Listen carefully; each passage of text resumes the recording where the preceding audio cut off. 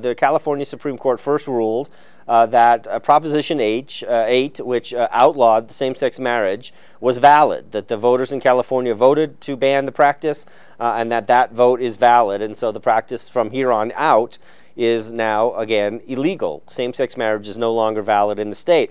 But what the court also did was to say that the tens of thousands of married couples who were legally married when same-sex marriage was legal in the state for about a year can continue to be married, that their marriages are still going to be recognized. So you have this group of people with basically special privileges to be married with the same sex. You know, you can call it a split decision. I think supporters of same-sex marriage would not see it that way. They would see this as a setback. And then the question is, where does the case go from here? I imagine we'll get perhaps an appeal, maybe to the U.S. Supreme Court, which I don't think is going to want to touch this case. And then you're also going to have the voting remedy, where we could see this back again as an initiative in 2010.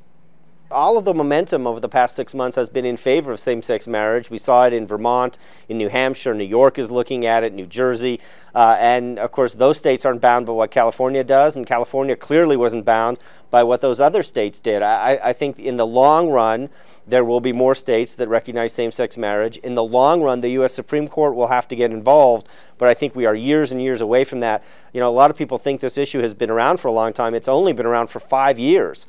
From the time the Massachusetts Supreme Court issued its ruling, the first state to do so. 5 years may seem like a long time to you and me, and certainly to proponents and opponents of this practice, but it's a short time in the march of the law.